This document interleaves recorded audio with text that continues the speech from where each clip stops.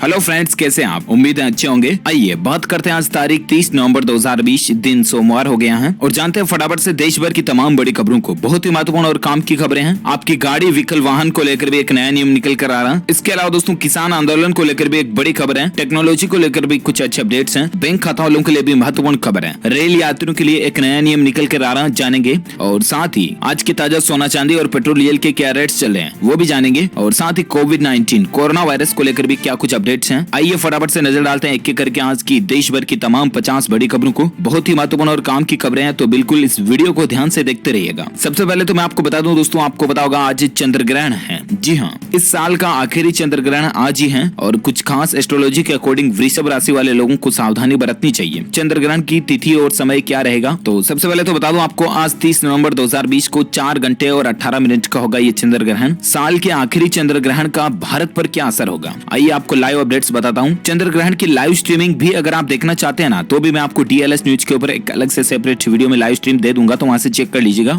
और बाकी वैसे चंद्र ग्रहण कब होता है पता आपको, जब पृथ्वी सूर्य और चंद्रमा दोनों के बीच में आ जाती है। इस स्थिति को हम चंद्र ग्रहण कहते हैं, क्योंकि इस स्थिति में पृथ्वी की छाया से चंद्रमा ढक जाता है और चंद्र ग्रहण को खुली आंखों से भी आप देख सकते हैं। ऐसा कोई नुकसान नहीं होता है। भारत में इसके असर की बात करें तो साल का आखिरी चंद्र ग्रहण जो है ये उपछाया चंद्र ग्रहण होगा। भारत में यह ग्रहण दिखाई नहीं देगा। हिंदू धर्म शास्त्रों में उपछाया चंद्र ग्रहण को ग्रहण ही नहीं माना जाता है, इसलिए इस साल के आखिरी चंद्र ग्रहण पर कोई सूतक वगैरह नहीं लगा है। हालांकि फिर भी कुछ ग्रह नक्षत्रों के अकॉर्डिंग कुछ राशि से संबंधित लोगों पर इसका प्रभाव जरूर पड़ेगा। साल का यह आखिरी चंद्र ग्रहण वृषभ राशि में लग रहा है और इसीलिए इस राशि के लोगों को ग्रहण काल में थोड़ा सावधान रहना होगा, है ना। ये एस्ट्रोलॉजी साइंस के अकॉर्डिंग कुछ बातें हैं। और बाकी चंद्र ग्रहण का प्रारंभ जो होगा 30 नवंबर 2020 की दोपहर 1:04 से होगा, ठीक है। और ग्रहण का मध्यकाल रहेगा 3:13 पर और ग्रहण की समाप्ति होगी शाम को 5:22 पर। ओके, चलिए अब नजर डालते हैं देश की कुछ प्रमुख बड़ी खबरों में, जहां अपडेट देखिए। पोस्ट ऑफिस के अंदर सेविंग अकाउंट को लेकर एक तो नियम बदल चुका है। यहाँ मिनिमम बैलेंस का नियम बदल गया। अब आपको इतने पैसे रखने पड़ेंगे।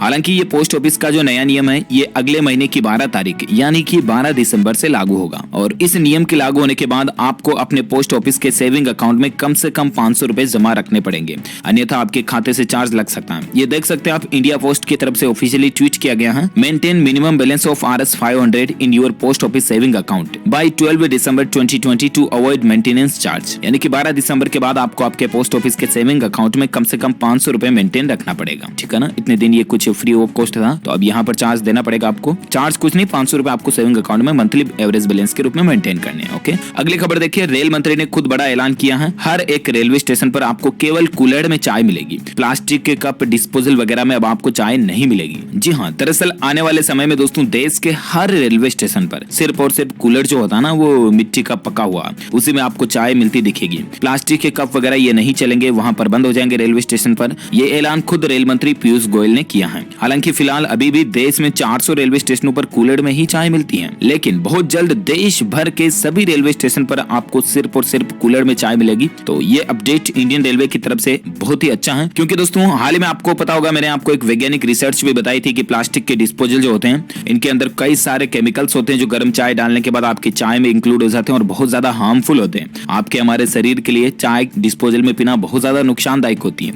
और इसके अलावा भी कूलर जो होता है वो पर्यावरण यानी कि एनवायरमेंट फ्रेंडली भी होता है और आपको साइड इफेक्ट भी नहीं होता इससे। तो ये वाकई में रेलवे की अच्छी पहल है ना। अगली खबर देखिए दोस्तों, दिसंबर का महीना लगने ही वाला है। आज 30 तारीख तो हो ही गई है, बस लास्ट डे तो है इस महीने का, 31वां भी नहीं है नवंबर तो मतलब कल से तो 1 तारीख हो जाएगी। ऐसा में दिसंबर में कई सारी बैंकों की छुट्टियां आ रही है। अगर आपका बैंक से संबंधित कोई महत्वपूर्ण कार्य है तो मैं आपको बता दूं, दिसंबर में लगभग 14 दिन की छुट्टी रहेगी बैंकों की। जी हाँ, किस किस दिन, तो सबसे पहले तो बता दूं 3 दिसंबर को बैंक बंद रहेगा। किसके कारण, तो 3 दिसंबर को कनकदास जयंती और feast of Saint Francis Xavier है। इसकी वजह से हालांकि पूरे देश में नहीं, लेकिन कुछ कुछ राज्यों में जहां इनका फेस्टिवल का महत्व ज्यादा है वहां पर बैंक बंद रहेंगे। अच्छा, 3 के बाद बाकी 6 तारीख को रविवार होने के कारण देश भर में संडे के बैंक हॉलीडे रहेंगे। इसके बाद दोस्तों 12 दिसंबर को महीने का सेकंड सैटरडे है, तो भी पूरे देश में बैंकों की छुट्टी रहेगी। और इसके बाद 13 तारीख को रविवार आ गया वापस। और फिर बात करें इधर तो गोवा में 17 दिसंबर को लासोंग पर्व है, 18 दिसंबर को डेथ एनिवर्सरी यू सोसोथम है, 19 को गोवा लिबरेशन डे की छुट्टी रहेगी। इसके बाद 20 तारीख को रविवार होने के कारण वापस वीकली हॉलीडे आ गया।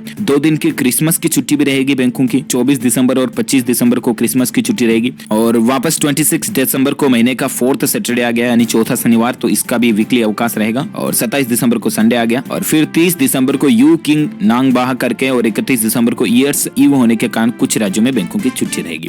तो ये रहा दिसंबर की बैंक हॉलीडेज का संबंधित अपडेट। और चलिए बात करें अगले अपडेट में, तो खबर देखिए, दिल्ली सरकार ने कर्मचारियों के लिए एक बहुत ही अच्छा फैसला लिया है। 31 दिसंबर तक अब ऑफिस नहीं जाना पड़ेगा। दरअसल दोस्तों, कोरोना के बढ़ते संक्रमण को देखते हुए दिल्ली गवर्नमेंट ने एक बड़ा फैसला लिया है। दिल्ली सरकार ने सरकारी दफ्तरों में कर्मचारियों की संख्या घटाने का फैसला किया और दिल्ली गवर्नमेंट का यह कहना है कि जो गैर जरूरी सेवाओं से जुड़े 50% सरकारी कर्मचारी जो है ना, वो अब घर से ही काम कर पाएंगे, यानी कि वर्क फ्रॉम होम को चॉइस कर सकते हैं। हालांकि ग्रेड 1 और आला अधिकारियों पर यह नियम लागू नहीं होगा और बाकी जो लगभग 50% गवर्नमेंट एम्प्लॉइज जो है ना, वो घर से ही काम कर पाएंगे। तो ये दिल्ली सरकार का फैसला है। और कोरोना से संबंधित कुछ और खबरें भी है, मैं आपको थोड़ा अपडेट आगे बताऊंगा। फिलहाल देखिए अगली खबर, नए साल में धुआं उड़ाने वाली गाड़ियों का कैंसिल होगा रजिस्ट्रेशन। तुरंत आप भी ये काम कर ले। जी हाँ, अगर आपकी भी कार बाइक से चलते समय पीछे से अगर धुआं निकलता है ना, तो जरा सतर्क हो जाइए। दरअसल दोस्तों, पोल्यूशन को लेकर सरकार लगातार नियम कठोर करती जा रही है और नए साल में प्रदूषण से संबंधित नियमों की अनदेखी करना वाहन चालकों को भारी भी पड़ सकता है। जनवरी 2021 से यानी कि नए साल से ही सड़क पर धुआं उड़ाती हुई कारों का रजिस्ट्रेशन सर्टिफिकेट यानी कि आरसी ही कैंसिल कर दिया जाएगा और पोल्यूशन सर्टिफिकेट नहीं होने पर जुर्माना पहले से ही बढ़ाकर 10,000 रुपए किया जा चुका है। यानी कि आप धुएं वाली गाड़ी लेकर निकलते हो और ट्रैफिक पुलिस आपको पकड़ लेती है ना, तो 10,000 रुपए तक का तो फाइन लग सकता है। इसके अलावा आपकी आरसी भी कैंसिल हो सकती है। तो आप अपनी गाड़ी का मेंटेनेंस पहले से ही प्रॉपर रखें और चेकअप वगैरह करवा ले जरूर, सर्विस टाइम पर करवाते रहे, ठीक है ना। अगली खबर देखिए, एक स्टडी रिपोर्ट में इस बात का खुलासा हुआ दोस्तों कि आपको पता होगा, जब से कोरोना महामारी आई और लॉकडाउन वगैरह लगा, उसके बाद कई सारी कंपनियों ने वर्क फ्रॉम होम शुरू कर दिया था, राइट। और ऐसे में देखिए जरा, वर्क फ्रॉम होम के कारण भारतीयों के वर्किंग आवर्स में 32 मिनट की बढ़ोतरी हुई है। सुबह शाम ज्यादा काम होता है। ये एक चार्ट में ग्राफ भी देख सकते हैं आप, इजराइल, दक्षिण अफ्रीका, दक्षिण कोरिया, जापान और फिर इधर भारत, ऑस्ट्रेलिया और अमेरिका के अंदर इस ग्राफ में बताया गया कि आखिर कितने कितने मिनट की जो बढ़ोतरी किन किन देशों में देखने को मिली। सबसे ज्यादा इजराइल में हुई, 47 मिनट की बढ़ोतरी हो गई है काम करने के आवर्स में, है ना। मतलब कितना फर्क पड़ता है ऑफिस से और घर से काम करने में, इस बात का अंदाजा आप लगा सकते हैं इससे। चलिए अगला अपडेट है दोस्तों, भारत के लिए एक और अच्छी खबर देखिए जरा। भारत में सिंगापुर ने किया सबसे बड़ा निवेश, मॉरिशस को पीछे छोड़कर दूसरे पायदान पर पहुंचा अमेरिका। जी हाँ, कोरोना संकट के मुश्किल दौर में भी भारत जो है ना, वो प्रत्यक्ष विदेशी निवेश एफडीआई को लाने में सफल रहा है। फाइनेंशियल ईयर 2021 की पहली 6 माह यानी कि अप्रैल सितंबर 2020 के दौरान भारत में सबसे ज्यादा एफडीआई सिंगापुर से आया। इस दौरान सिंगापुर ने भारत में 8.30 अरब डॉलर का एफडीआई किया। तो ये अच्छी बात है दोस्तों, क्योंकि फॉरेन का निवेश जब भारत में होता है ना, तो एटलीस्ट भारत की इकोनॉमी को बूस्ट मिलता है। यहाँ पर हजारों लोगों को रोजगार मिलता है, इससे अच्छी बात है भारत के लिए वाकई में। अगली खबर देखिए, महामारी की वजह से निजी वाहनों का महत्व भी बढ़ा, लोगों में पब्लिक ट्रांसपोर्ट का आकर्षण घटा है। ये भी एक सर्वे में इस बात का पता चल रहा है दोस्तों कि जब से कोरोना महामारी आई ना, उसके बाद लोग बाग जो है ना, अपने खुद के निजी वाहनों से ज्यादा ट्रांसपोर्टेशन कर रहे हैं। समझ रहे हो ना, कहने का मतलब ये कि लोग बाग अपनी खुद की मोटरसाइकिल, बाइक, कार वगैरह से कहीं आना जाना ज्यादा चॉइस कर रहे हैं के बजाय कैब का यूज लेना, या जैसे कि रेलवे का हो गया या रोडवेज का हो गया, पब्लिक ट्रांसपोर्टेशन का यूज कम ले रहे हैं, टैक्सी सेवाओं का हो गया, जबकि खुद के वाहनों का यूज ज्यादा ले रहे हैं। ये भी एक बड़ा बदलाव देखने को मिला है इस महामारी के चलते। अच्छा अगली खबर देखिए दोस्तों, टेक्नोलॉजी को लेकर अपडेट है। जल्दी विंडोज 10 में भी चल सकेंगे Android mobile app. Project late से काम होगा आसान। दरअसल प्रोजेक्ट लाटे जो ना, ये लेट या लाटे जो कुछ भी है, ये माइक्रोसॉफ्ट के साथ मिलकर एक ऐसा सिस्टम डेवलप कर रहा है जिससे कि आपके पीसी सिस्टम विंडोज 10 पर एंड्रॉइड एप्स भी सपोर्ट हो जाएंगे सीधे ही। हालांकि अभी भी चलने के कई सारे तरीके हैं, इम्यूलेटर वगैरह से हम चला सकते हैं, जैसे कि ब्लू स्टैक हो गया, MSI ऐप प्लेयर वगैरह वगैरह, बहुत सारे इम्यूलेटर ऑलरेडी अवेलेबल है मार्केट में। लेकिन इनके लिए हाई ग्राफिक्स कंप्यूटर वगैरह की जरूरत पड़ती है। लेकिन बहुत जल्द आपको हो सकता है विंडो 10 में ऐसी सिस्टम टेक्नोलॉजी देखने को मिले कि सीधे आपके एंड्रॉइड ऐप सपोर्ट हो जाएंगे। देखते हैं आखिर कब तक आती है। और अगली खबर देखिए, किसान आंदोलन को लेकर एक बड़ा अपडेट है दोस्तों। कृषि मंत्री ने किसानों से आंदोलन खत्म करने की अपील की है, फिर भेजा बातचीत का प्रस्ताव। दरअसल आपको पता होगा, सरकार के कुछ नए कृषि कानून से जो किसान भड़के हुए हैं, उस परिस्थितियों में पंजाब, हरियाणा और राजस्थान से हजारों किसान जो हैं, वो रविवार को भी सिंधु और टीकरी बॉर्डर पर जबरदस्त प्रदर्शन कर रहे हैं। ये तस्वीर भी देख सकते हैं आपके किसान किस तरह से प्रदर्शन कर रहे हैं। वहीं केंद्रीय गृह मंत्री अमित शाह द्वारा आग्रह किए जाने के बावजूद किसान बॉर्डर से टस से मस होने को तैयार भी नहीं है। हालांकि इसी बीच किसान आंदोलन को लेकर यह भी खबर है कि दिल्ली की घेराबंदी करेंगे किसान अगर सरकार कोई भी उनका फैसला नहीं मानती। तो ये कहना किसान संगठन की तरफ से। दरअसल संयुक्त किसान मोर्चा में देश के 450 किसान संगठन शामिल है और उन सभी ने एक साथ मिलकर 7 सदस्यों की कमेटी बनाई बनाई है जो सरकार से बातचीत और अन्य विषयों पर फैसला भी लेगी। और ऐसे में दोस्तों देखिए, हिमाचल किसान सभा ने भी बड़ा ऐलान किया कि 1 दिसंबर तक स्थिति अगर साफ नहीं हुई तो फिर दिल्ली की कूच कर देंगे। किसान भाई लोग काफी ज्यादा भड़के हुए हैं सरकार के कुछ नए नियमों के चलते। हालांकि इसी बीच एक राहत की खबर ये भी आ रही है कि प्रतिबंधित संगठन SFJ ने किसान आंदोलन को 7.5 करोड़ रुपए देने की घोषणा भी की है। दरअसल राजधानी दिल्ली के प्रवेश मार्गों पर पंजाब, हरियाणा और उत्तर प्रदेश के किसान जमे हुए हैं। ये आंदोलनकारी किसान सरकार से कृषि कानूनों को वापस लेने की मांग कर रहे हैं। इसी बीच प्रतिबंधित संगठन सिख फॉर जस्टिस SFJ ने उनके लिए $10 लाख तकरीबन 7.5 करोड़ रुपए की आर्थिक सहायता का भी ऐलान किया है। इससे क्या है कि किसानों को जो आंदोलन के दौरान कोई नुकसान हुआ, क्षतिग्रस्त हुए, चोटें वगैरह आई तो उनको वापस आर्थिक सहायता मिल सके, इसलिए ये 7.5 करोड़ रुपए की सहायता का ऐलान किया गया। लेकिन उसके बावजूद भी किसान भाई लोग मानने को तैयार नहीं है। वहीं इधर केंद्रीय गृह मंत्री अमित शाह की अपील पर भी किसान बोले कि सशर्त बातचीत का आह्वान ठीक नहीं है, आज इस पर कोई फैसला लिया जा सकता है। दरअसल कृषि कानूनों के खिलाफ जो किसानों का विरोध चल रहा है वो विकराल रूप लेता जा रहा है। वैसे तो दोस्तों प्रशासन जो है वो किसानों को कंट्रोल करने के लिए कुछ व्यवस्थाएं बना रही है, लेकिन उसके बावजूद भी किसान भाई लोग भी अपनी मांगों को लेकर पीछे हटने को तैयार नहीं है। और देखते हैं आज और सरकार के साथ अगर इन किसान भाई लोगों की बातचीत हो पाती है तो क्या फैसला बनता है और किसानों के बीच क्या समझौता होता है। जो कोई भी खबर अपडेट आएगा मैं आपको बता दूंगा DLS न्यूज पर। फिलहाल देखिए एक अगली खबर बहुत ही अच्छा अपडेट भी है कि अब बादलों से घिरे सूरज से भी चार्ज हो जाएगा सोलर पैनल। लूम सोलर ने एक नया प्रोडक्शन या उत्पाद दिया है। दरअसल वैकल्पिक एनर्जी के रूप में इस्तेमाल की जाने वाली सोलर एनर्जी जो है ना वह हमारी ऊर्जा का जरूरत का एक अहम हिस्सा बनती जा रही है। सोलर एनर्जी की मांग भी बढ़ रही है और इसी को देखते हुए इस क्षेत्र में नए नए एक्सपेरिमेंट यानी कि प्रयोग भी हो रहे हैं। और ऐसा ही एक नया प्रयोग देखा गया, मोनोक्रिस्टलाइन सोलर पैनल विकसित किया गया। ये सोलर पैनल आम पॉलीक्रिस्टलाइन सोलर पैनल से काफी अलग है और इनमें होता है कि सूरज की कम रोशनी में भी बिजली तैयार की जा सकती है। इस पैनल की लाइफ भी अन्य पैनल से ज्यादा होती है। तो बहुत जल्द हो सकता है आपको सोलर एनर्जी में ये टेक्नोलॉजी में बदलाव देखने को मिले कि कम बादल जो आएंगे, मतलब रोशनी कम आ रही है, बादल छाए हुए हैं, उस दौरान भी आपका सोलर पैनल एनर्जी जनरेट करता रहेगा, है ना। अच्छी बात है। और अगली खबर देखिए जरा दोस्तों, फार्मर्स प्रोटेस्ट के चलते महंगे हो सकते हैं फल सब्जी। किसान आंदोलन से सप्लाई पर असर पड़ रहा है इसका, क्योंकि दोस्तों जैसा कि मैंने आपको हाल ही में खबरों में बताया कि किसान भाई लोग काफी आंदोलन वगैरह कर रहे हैं। इसके चलते मसला ये बन रहा है कि देश में कई एरियाज में जो है ना फल सब्जी का प्रोडक्शन और सप्लाई प्रॉपर नहीं हो पा रहा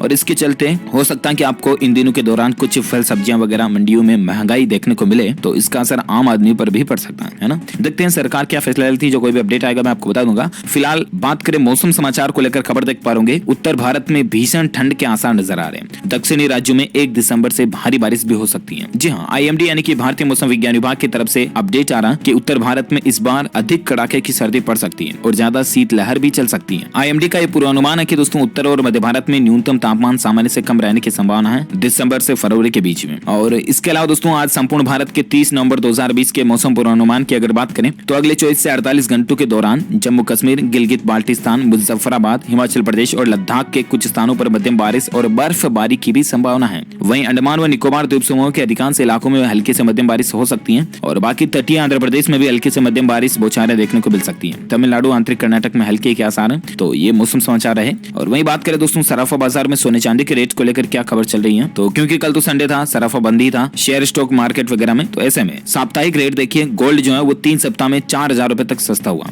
प्रति 10 ग्राम का करंट रेट की अगर बात करें तो पिछले 3 सप्ताह में सोने में तो तकरीबन 4000 रुपए की गिरावट आई, जबकि चांदी में इतने ही समय में 6000 रुपए प्रति किलो पर गिरावट देखी गई है। और ऐसे में आप देख सकते हैं कि सोने की कीमत में पिछले सप्ताह भी भारी गिरावट देखी गई, चांदी भी काफी कुछ सस्ती हुई है। अभी जो सोने का रेट और स्टेटस चल रहा है उसके अकॉर्डिंग दोस्तों सोना जो है 48,829 रुपए प्रति 10 ग्राम पर चल रहा है और चांदी 60,000 रुपए प्रति किलोग्राम पर चल रही है। ओके, वही बात करें आज के पेट्रोल और डीजल के रेट की, तो पेट्रोल डीजल के रेट में भी तेजी देखी गई। अब आपको इस रेट में मिलेगा 1 लीटर तेल। जी हाँ, दरअसल आज लगातार तीसरे दिन पेट्रोल और डीजल के रेट बढ़े हैं, दाम बढ़े हैं। और ऐसे में दोस्तों पेट्रोल और डीजल के रेटों में तकरीबन 28 से 31 पैसे की बढ़ोतरी हुई है। और उसके बाद अभी राजधानी दिल्ली, मुंबई, चेन्नई, इंदौर, भोपाल, नोएडा, जयपुर, पटना, चंडीगढ़ वगैरह वगैरह में पेट्रोल डीजल के रेट लिस्ट क्या चल रहे हैं, तो आप स्क्रीन पर पूरी लिस्ट देख सकते हैं इस टेबल में, है ना। अगली खबर में बात करें कोरोना वायरस से संबंधित कुछ इंपोर्टेंट अपडेट्स हैं, जानकारी देखिए जरा। एक तो वैज्ञानिकों की स्टडी में इस बात का पता चला कि जिन लोगों का O ब्लड ग्रुप है ना उनको कोरोना का खतरा सबसे कम है। और स्टडी में विटामिन डी को लेकर भी एक बात सामने आई है। देखिए जरा देश दुनिया में एक बार फिर से कोरोना वायरस का संक्रमण तेजी से रफ्तार पकड़ रहा है। भारत समेत कई देश दोबारा चिंताजनक स्थितियों से गुजर रहे हैं। इसी बीच एनल्स ऑफ इंटरनल मेडिसिन में मंगलवार को प्रकाशित शोध में शोधकर्ताओं ने यह दावा किया कि टाइप ओ ब्लड ग्रुप और RH नेगेटिव ब्लड ग्रुप वाले लोगों में कोरोना वायरस संक्रमण का खतरा सबसे कम होता है। ये एक वैज्ञानिकों की स्टडी में इस बात का पता चला।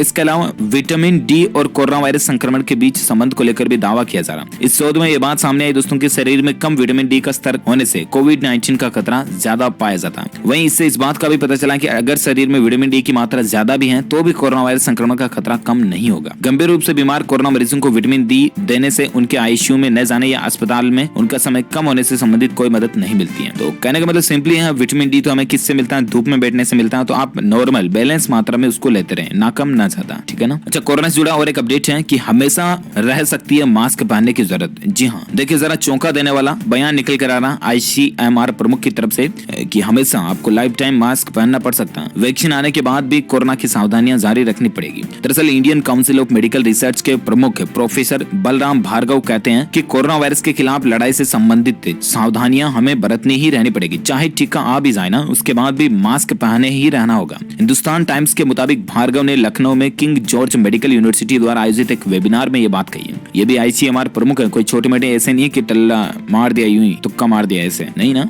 इनका बयान निकल कर आ रहा था, आखिर कुछ न कुछ बात में वजन होगा, ये समझिए आप। मतलब वैक्सीन आने के बाद भी हमें सावधानियां रखने की जरूरत पड़ सकती है। तो जरा सोचिए अब भी हमें कितना सावधान रहने की जरूरत है। So please this is humble request to all of you friends that mask का इस्तेमाल आप जरूर करें। कहीं भी बाहर जाएं मार्केट वगैरह में तो भीड़-भाड़ वाले इलाकों में जाने से बचें। सोशल डिस्टेंसिंग वगैरह इन बातों का अभी भी आप सीरियसली ध्यान रखें, ठीक है ना। हल्के में ना लें इन चीजों को। और बाकी दोस्तों और एक अपडेट ये आ रहा कि संस्थानों का दौरा करने के बाद अब प्रधानमंत्री नरेंद्र मोदी वैक्सीन विकसित करने में जुटी 3 टीमों के साथ संवाद करेंगे। दरअसल आपको पता होगा हाल ही में प्रधानमंत्री नरेंद्र मोदी जी ने 3 जगहों का दौरा किया था, हैदराबाद, पुणे और अहमदाबाद, जहां पर अलग अलग वैक्सीन निर्माण से जुड़े संस्थान जो उन पर गए थे PM मोदी और स्टेटस चेक किया था वैक्सीन का निर्माण क्या कुछ चल रहा। और ऐसे में उसके बाद अब प्रधानमंत्री नरेंद्र मोदी की प्लानिंग है कि वैक्सीन विकसित करने में शामिल 3 टीमों से आज वो बातचीत भी करेंगे। सोमवार को आज ही वीडियो कॉन्फ्रेंसिंग के माध्यम से यह बातचीत होगी और देखते हैं इस बातचीत में क्या कुछ डिसीजन, निर्णय, खुलासा देखने को मिलता है। अपडेट में आपको बता दूंगा DLS न्यूज के ऊपर। फिलहाल और एक खबर देखिए कि 30 नवंबर से भारत करेगा SCO समिट की मेजबानी। 6 देशों के प्रधानमंत्री इसमें भाग लेंगे। ये भी भारत के लिए अच्छी बात है। संघाई सहयोग संगठन के सदस्य देशों के शासनाध्यक्षों के शिखर सम्मेलन में 6 देशों के प्रधानमंत्री भाग लेंगे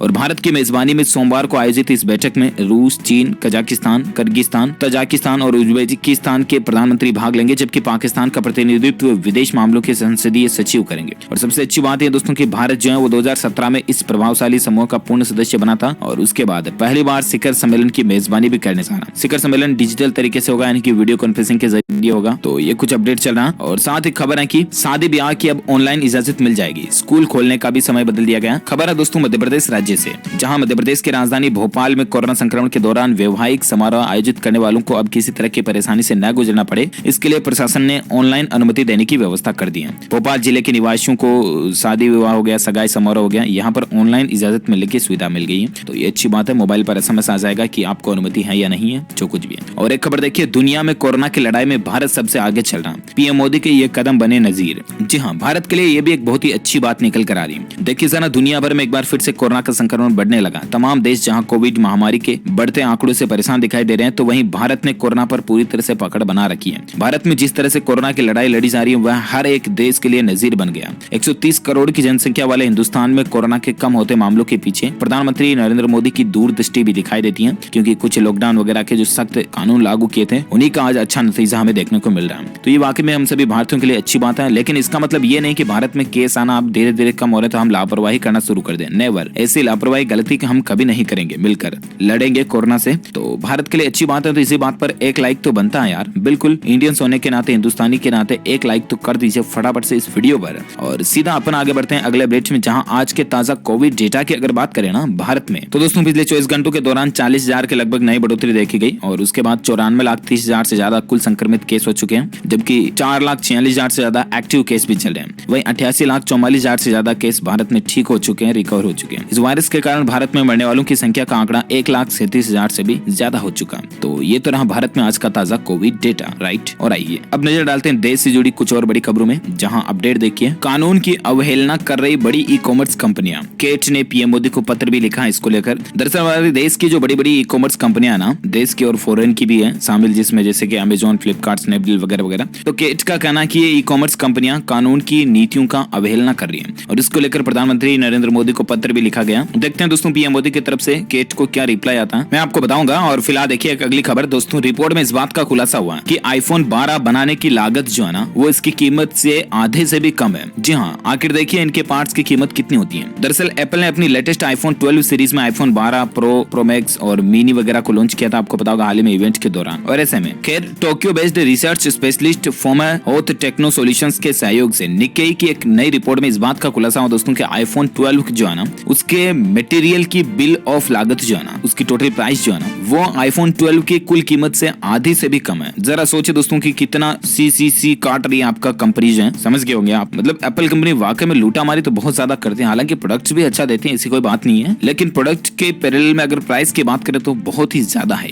खैर शौक अपना अपना होता है, चॉइस अपनी अपनी होती है। अगर आपके पास अच्छे खासे पैसे तो आप चॉइस कर सकते हैं एप्पल को। अगली खबर देखिए, रीट शिक्षक भर्ती 2018 में नियुक्त से वंचित बेरोजगारों के लिए राजस्थान के मुख्यमंत्री अशोक गहलोत सरकार ने बड़ी घोषणा कर दी है। देखिए जरा, रीट परीक्षा 2018 में नियुक्त से जो वंचित रह चुके 3500 बेरोजगारी हैं उनके लिए मुख्यमंत्री अशोक गहलोत ने बड़ी सौगात दी है। मुख्यमंत्री गहलोत ने शिक्षा विभाग को दूसरी सूची जारी करने के निर्देश दिए हैं और इसके बाद से विभाग ने दूसरी सूची को लेकर कवायद भी शुरू कर दी है। तो ये वाकई में अच्छी बात है इन हजारों स्टूडेंट्स के लिए। और साथ ही खबर देखिए दोस्तों, ग्रेटर हैदराबाद नगर निगम चुनाव के लिए प्रचार अभियान थम चुका है। 1 दिसंबर को इसमें मतदान होगा, यानी कि कल ही वोटिंग वगैरह का प्लानिंग है। और साथ ही अगली खबर देखिए, खेल समाचार को लेकर अपडेट है, आपको पता होगा कल ही जो इंडिया वर्सेस ऑस्ट्रेलिया की सेकंड ओडीआई सीरीज थी। दुख की बात है कि इस मैच की सीरीज के दूसरे मैच में भी भारत हार चुका। इंडिया को 51 रनों की मात मिली है। आखिरकार टीम इंडिया ने मौजूदा ऑस्ट्रेलिया दौरे की वनडे सीरीज गंवाई दी है, क्योंकि 3 में से 2 में हार गया तो पूरी सीरीज गए हाथ से। ऑस्ट्रेलिया ने लगातार दूसरा मैच जीतकर 3 मैचों की वनडे सीरीज में 2-0 की बढ़त हासिल कर ली है।